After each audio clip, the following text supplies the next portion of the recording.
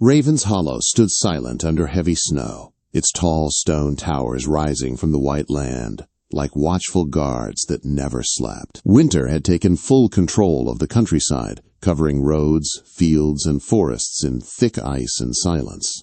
Inside those walls lived the Duke of Raven's Hollow, a man spoken of in drawing rooms with equal parts admiration and caution.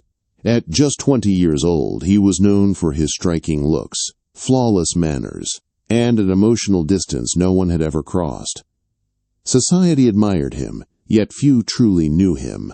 His heart, people said, had been locked away long before it had learned how to open. He ruled his home with calm order and polite distance. Nothing warm was allowed unless duty required it. Nothing personal was invited unless it was necessary. Raven's Hollow had become a place of silence, built as much from stone as from restraint. It was into this cold world that Lady Saraphina Ashcombe arrived one winter evening. Her carriage struggled against the frozen road, wheels groaning as snow fell harder around her. She was 23, graceful and striking, though beauty had never protected her from loss. She had been born into comfort, raised with manners and expectation, only to watch it all fall apart after her father's ruin. What remained was her dignity, carefully preserved, sharpened by necessity rather than pride. When she stepped into the great hall of Raven's Hollow, servants paused to watch her. They noticed the simplicity of her gown, the lack of jewels, the quiet control in her movements. To them, her calm felt suspicious. England had taught them to mistrust women who endured without complaint. The Duke received her beneath chandeliers dimmed by winter smoke. He stood tall, his face unreadable as he studied her approach. He noticed everything: her steady walk, her straight posture, the way she neither tried to impress nor shrink from his presence. He had already been warned of her arrival by distant relatives who spoke of her as a problem disguised as hope. He had decided this visit would be short, proper, and forgettable. Tea was served, polite words were exchanged, dinner followed in the same measured manner. Every sentence was controlled, every glance restrained. Saraphina answered his questions clearly, without false humility or flirtation. She did not decorate her replies or soften them for approval. This unsettled him more than praise ever could. He had expected strategy, charm, and quiet ambition. Instead, he found a woman more concerned with self-respect than his favor. That refusal to perform irritated him. To the Duke, not trying was simply another form of manipulation. When the evening grew late and the servants withdrew, he rose with careful timing. He stepped closer to her beneath the tall shadows of the hall and lowered his voice. "Leave at dawn," he whispered. "I'm not interested in you." He told himself it was not cruelty, only efficiency. Better to end the matter before gossip could begin. The words struck Saraphina like ice against bare skin. Still, she did not flinch. Years of quiet endurance had taught her how to stand steady when humiliated. She inclined her head politely, neither pleading nor protesting, even as shame burned beneath her calm expression. In that moment, she understood exactly how he saw her, not as a woman with history and will, but as an inconvenience to be removed. Outside, the snow thickened against the windows. Servants whispered already, shaping stories of her failure. She was shown to her chamber with careful courtesy, the kind reserved for those who would soon be gone. Alone, Saraphina removed her gloves slowly. She accepted the truth with painful clarity.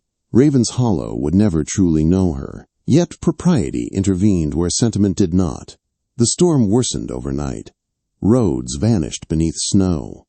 By morning, departure was impossible. Custom demanded that an unwanted guest remain until safe travel returned. Morning arrived without mercy. Snow lay heavier than before, the sky pale and unforgiving.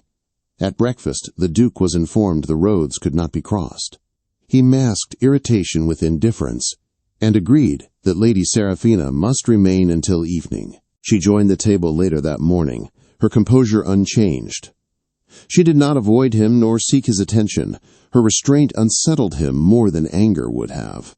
She behaved as though his judgment was only one opinion, not a sentence upon her worth. Throughout the day, the house filled with quiet curiosity. Servants lingered. Whispers grew. Saraphina understood the danger of staying too long. Instead of hiding, she asked to assist with the evening meal. The request surprised the housekeeper, unused to ladies of rank offering such help, yet she agreed. In the kitchen, warmth replaced grandeur. Saraphina moved with calm confidence among pots and fire. She chose food suited to winter scarcity, cooking with care rather than display. She spoke little, letting her actions speak. Servants watched as curiosity softened into respect. That evening, the Duke entered the dining room expecting nothing more than formality. The scent of the meal caught him off guard. It felt familiar, honest, unlike the polished excess he knew so well. He tasted it without expectation, then froze. The flavor was simple, warming, deeply human. He looked at Saraphina and truly saw her for the first time. She did not wait for praise. She did not claim credit. She only met his gaze calmly. Something shifted within him. Raven's Hollow, long accustomed to emotional silence, seemed to hold its breath. The storm tightened its grip outside, sealing the estate in snow and firelight. The Duke returned to his solitude that night, unsettled. Knowing indifference no longer came easily. And neither of them slept. The house waited. The storm did not loosen its hold on Raven's Hollow. Snow pressed against the windows day after day, sealing the estate from the world beyond. What had first felt like an inconvenience slowly became something else, a suspended time where habits shifted and walls listened. Lady Saraphina moved through the house with careful purpose. She never assumed welcome, yet she no longer behaved like a guest already dismissed. She read in the mornings near the tall windows, helped the housekeeper when asked, and spoke to the servants with quiet respect. There was no performance in her manner. She did not try to win affection. She simply existed with dignity, and that unsettled everyone who watched her. The Duke observed her at a distance at first. He told himself it was curiosity, nothing more. Yet he found his routine disturbed. Meals lasted longer. Silence felt heavier. He noticed the way Saraphina listened when others spoke, how she never interrupted, yet never faded. Her presence did not demand attention, but it changed the shape of the room. Their conversations began cautiously, brief remarks about the weather, the estate, the condition of the roads, safe topics chosen by habit. Yet even these exchanges felt different. The Duke was used to people speaking to him with care, shaping words to please or impress. Saraphina spoke plainly. When she agreed, it was genuine. When she differed, it was quiet but firm. As evenings lengthened, winter forced proximity. Fires were lit earlier, candles burned longer. One night, as snow struck the windows with renewed force, they sat near the hearth at a proper distance. The fire softened the Duke's sharp features, revealing how young he truly was beneath discipline and expectation. Saraphina noticed it then. Not with pity, but with understanding. She saw a man who had mistaken distance for safety, solitude for strength. Without planning to, her voice gentled as she spoke of her childhood before loss, of laughter that still lived quietly within memory. She did not dramatize ruin or complain of injustice. She spoke as someone who had endured and chosen not to harden. The Duke listened without interruption. Each word unsettled him. He had built his life on control, believing affection to be a weakness easily exploited. That belief had shaped every decision he made. Hearing Saraphina speak, he realized how carefully he had hidden himself even from his own reflection. When he spoke, it surprised them both.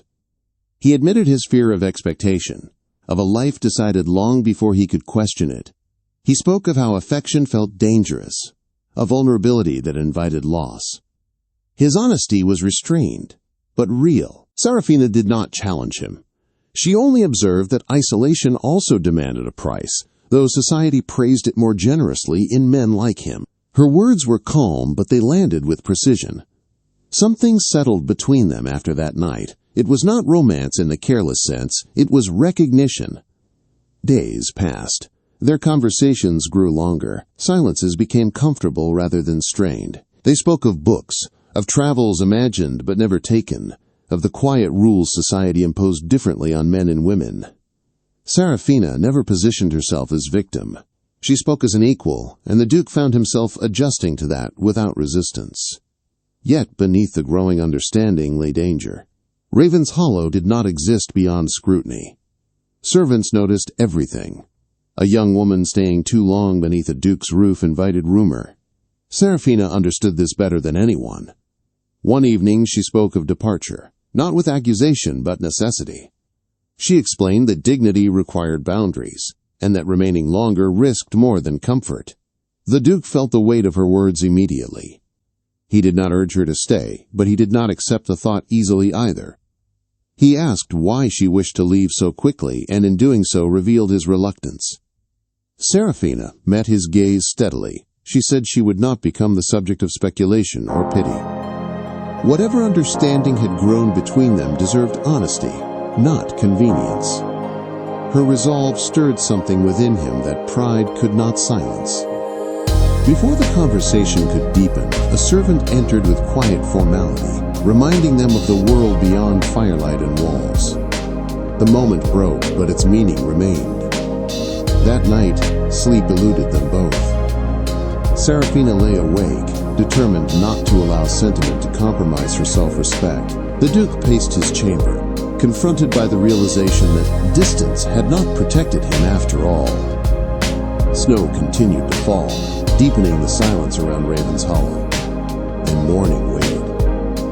Morning came softly to Raven's Hollow, as if the world itself hesitated to disturb what had been quietly forming within its walls. The storm had finally loosened its grip. Snow still lay heavy across the land, but the sky showed pale breaks of light, promising passage by afternoon. Servants moved with careful steps, their voices low, aware that something delicate hung in the air. Preparations for Lady Saraphina's departure began without announcement. Trunks were brought down. Cloaks were aired near the fire. Horses were readied in the yard. She accepted it all with calm resolve, offering polite thanks and steady smiles, though beneath her composure lived a sorrow she refused to display. When she descended the stairs for the final time, the Duke stood waiting in the great hall. He was formal as ever, posture straight, expression controlled. Yet his stillness betrayed unrest. They spoke first of roads and weather, of duty and propriety, as though words alone could protect them from what pressed between each pause. Silence grew heavier than speech.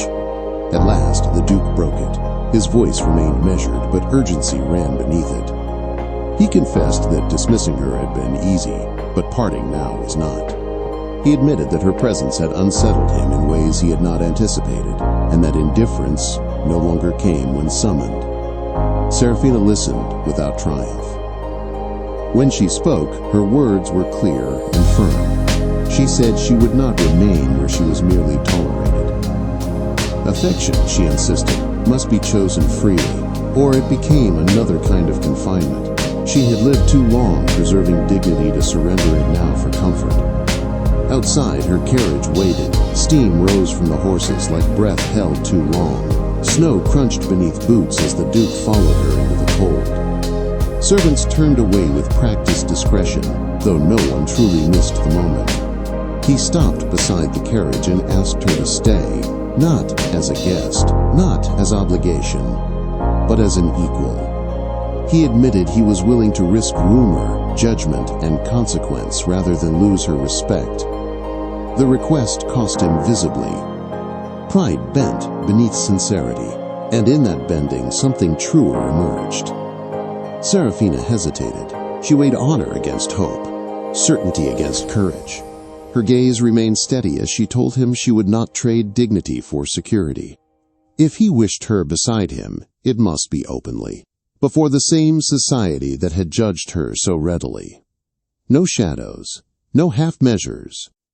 The Duke considered this, feeling the weight of lineage and expectation settle upon him. Then he spoke with a clarity that surprised them both. He declared his intention to marry her, not from convenience, not from pressure, but from devotion, chosen freely and publicly. The cold air shifted. The moment felt irrevocable. Saraphina searched his face for doubt and found none, only resolve shaped by struggle. She accepted with quiet certainty, recognizing courage when she saw it. The carriage was dismissed. Whispers turned to stunned silence. Raven's Hollow reorganized itself around a truth no one had expected. Their marriage followed swiftly, restrained yet resolute. There was no spectacle, only purpose. Winter skies softened as vows were exchanged, and the estate learned warmth through shared intent rather than ornament. Where distance had once ruled, presence took its place. The Duke learned that love demanded visibility, a willingness to be known and judged. Saraphina learned that trust required risk. Together they faced the future without illusion, choosing it deliberately, rather than hiding from it. In years to come, visitors would remark upon the warmth of Raven's Hollow, unable to name its source. It lay not in fires or tapestries, but in the quiet accord between two souls who had met rejection and answered with integrity. Snow would return in later winters. Storms would press close. Yet the house remembered that season when dignity triumphed and courage altered the course of two lives. Quietly, irrevocably. And within those walls, love endured.